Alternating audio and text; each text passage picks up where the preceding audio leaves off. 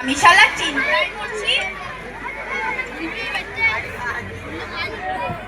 তোমার ছেলে মেয়েরা পরীক্ষায় ভালো নাম্বার পেয়েছে। ভালো নাম্বার নিয়ে আমি কি করব শুনি? ধুয়ে ধুয়ে জল খাবো? দুদিন পরে পেটে দুটো ভাত জুটবে না। কেমন বাবা তুমি ছেলে মেয়েদের ভালো নাম্বার দেখে খুশি হতে পারছো না? না, আমি খুশি হতে পারছি না। কাল থেকে রিয়া স্কুলে যাওয়া হবে না। কেন স্কুলে যাওয়া হবে না কেন? তাহলে শোনো, বাস মালিকের দাবি অনুযায়ী হাইকোর্ট থেকে নির্দেশ দিয়েছে রাজ্য সড়ক ও জাতীয় সড়কে সম্পূর্ণরূপে কোনো টোটো চলবে না। তাহলে এবার টোটো নিয়ে কুলিকাঁদি যেতে পারবো না।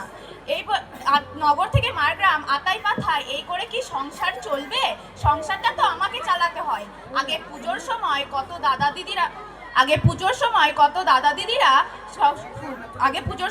দাদা দিদিরা টোটোতে চেপে বাজার করতে গেছে। এখন বাজারে গেলে কোনো ভিড় ভাট্টাই নেই।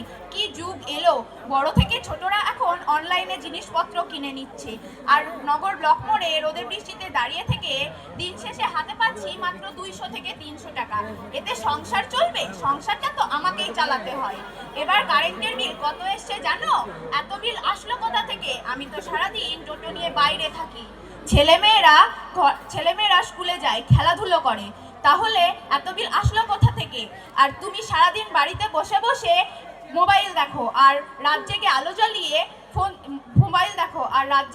জ্বালিয়ে রান্না করো।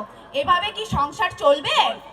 খবরদার, মোবাইলের রিচার্জ তোমার টাকায় করি না, লক্ষ্মী ভান্ডারের টাকায় করি। ওই লক্ষ্মী ভান্ডারের টাকা আমার সামনে করবা না। ওই টাকায় তুমি কি করো আমার সব ভালোভাবে জানা আছে। ওই টাকায় তোমরা বেশিরভাগ মেয়েরা শখ করো, শখ। তোমার মুরত থাকে তো তুমিও যাও, ছেলেদেরও তো জিম পার্লার আছে। ছেলেদের জিম পার্লার আছে সেটা তো আমিও জানি,